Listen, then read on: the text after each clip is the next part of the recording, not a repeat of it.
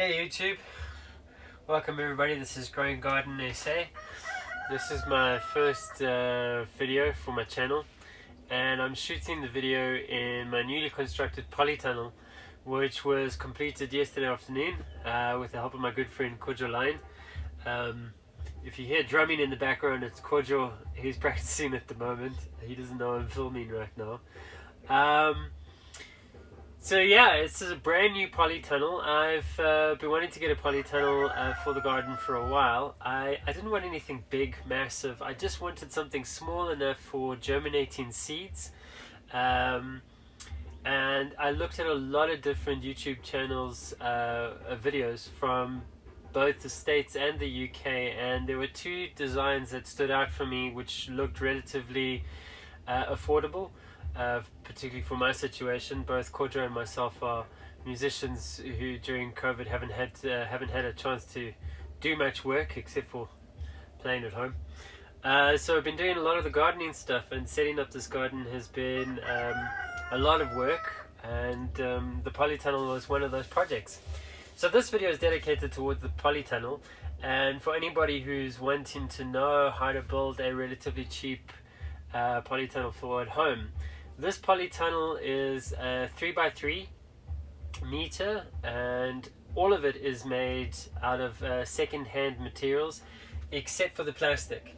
The wood, this is brandering. You can see it's darker. The darker means it was in somebody's roof holding somebody's tile before, but now it's part of this polytunnel. The base frame is roof trussing. The roof trussing is 114 by 38. And I got it from a friend of ours down the road who has a second-hand yard selling old materials. The plastic I got from Dicla, which is just off the N14 highway in Johannesburg. I'm filming this in Johannesburg for those who are interested. And most people who've constructed these small polytunnels have used conduit piping. I used irrigation piping, 40mm irrigation piping.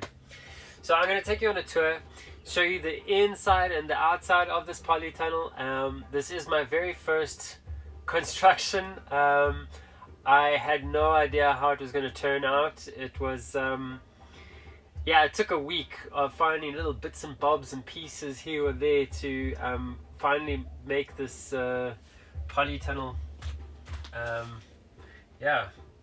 reality. So I'm going to take you through some of the things, some of the areas that might be a little bit dodgy, but if you like it, please share a thumbs up. If not, it's okay, leave a comment. This is really my first attempt at it, and I hope that anybody out there, particularly those in South Africa who are looking for a cheap design, this cost me roughly about 1,200 Rand. Most polytunnels will go for about 6 grand, 5 grand at the cheapest, but making it yourself with second-hand materials, it's doable. So I'm going to show you how I did it. Enjoy.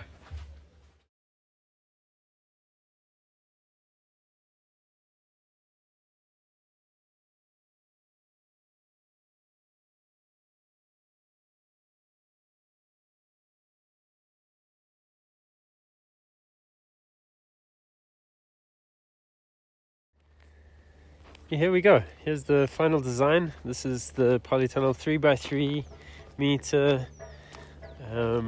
with the plastic over. It's 200 micron plastic. It was probably the most expensive part of the whole polytunnel's construction. The outside holding the plastic down. At first I was going to use staples. I'll show you the reason why that's not such a great idea, particularly when you're starting to put the plastic over your polytunnel on a windy day.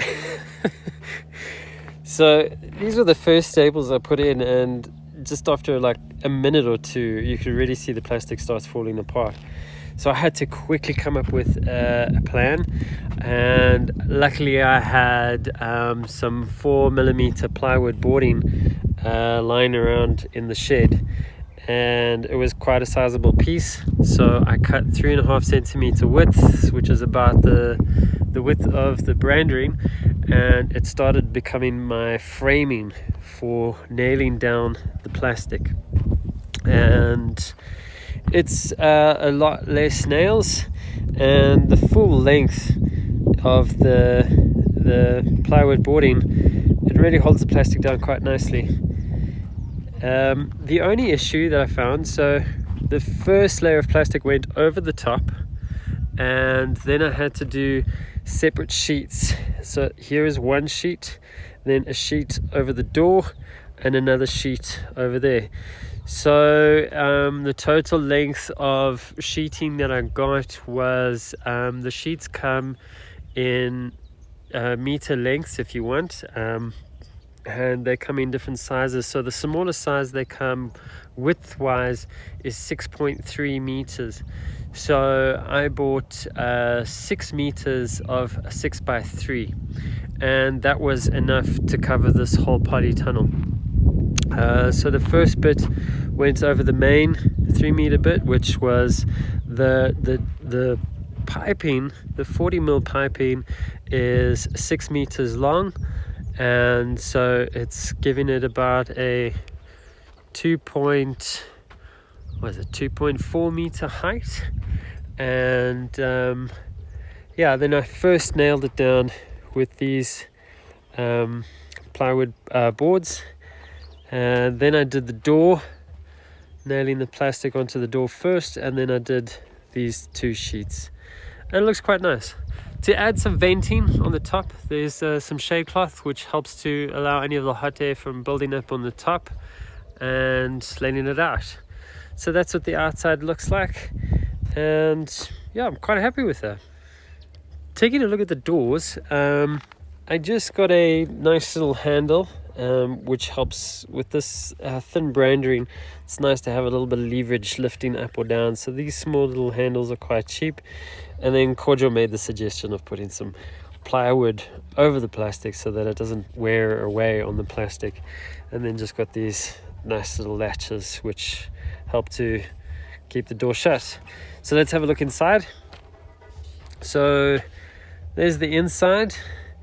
The 40mm piping is high density irrigation piping, which was held down with 40mm saddles. Those little bits are called saddles. Finding 40mm saddles is incredibly difficult. Trust me, I looked everywhere, went to builders, to various hardware suppliers, and I only found them actually in an electrician's spot is where I found these plastic ones. Otherwise, at one hardware store they had galvanized 40mm saddles. Not too expensive, roughly about 3 rand for the plastic, 5 rand for the galvanized, and yeah, they held them in place. Make sure you get 2 if you want to do the same design, and it'll hold the high density piping in place. To initial start of this design was a little clip-on design. Off the 40mm irrigation piping, we took offcuts, 5 centimeter and a 10 centimeter. The 10 centimeter clips over. I need 2 hands to, wait, I can't do it there. Clips over, holds that in place. And it's quite handy when initially starting, because I had no idea how this design was going to work. So we clipped it on at 1 meter intervals, and once it was in place, this branding piece, the 3 branding pieces with the same thing, could slide up and down until I finally came up with joining it to the main frame. First the door frame was made, and then from the door frame we created the skeleton, which there would join up with the outer layer. The reason for building everything with the piping inside of the frame is so that the plastic could have a smooth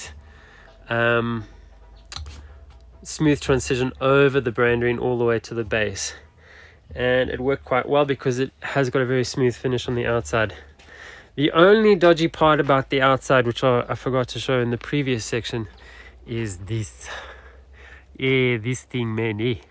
I almost forgot, because where I cut the area, it wasn't totally smooth. So where the branding came up, what I did was I took offcuts of plastic and rolled it up and undid this plywood boarding lifted up the plastic and then slid through the extra thick layer of plastic and then nailed it back down, which then protected the outer layer of plastic from getting torn. And that's really my design. I think I've covered it all. Oh, one thing I have left out as well is a little added addition. I have made these 2 lengths of branding here because I'm going to experiment with hanging a piece of shade cloth, stapling it down, and then on top here in this thin layer above here where it gets nice and hot is I thought maybe I could dry some stuff. It is pretty hot in here, so it could be a nice area to dry some plant material, and I don't know because of the humidity levels how it will do, but you'll never know until you try. Last little design piece is these little stoppers over here.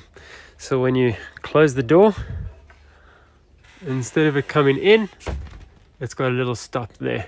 So make sure that it makes sure that the door always goes out. And that's pretty much it. There's the design. And there are my first seedling trays on a very, very rough piece of was it little bits of wood on the floor just so that the seedlings can get going. And there's little peas coming up. Yay! I'm so excited. First things are going in, but I've still got to build the shelving, which is going to be built on either side. And this whole greenhouse is going to have big 4 handles on the outside, 2 on this side, 2 on the other side. So if I ever need to move the whole greenhouse, 4 guys, we can lift it up and move it to the side. And I'm going to build some shelves that will be easily dismantled or reassembled inside and outside. So it doesn't mean that this polytunnel has to stay here. It is movable. I hope you enjoy the design. Make sure to leave a comment. Thanks for watching.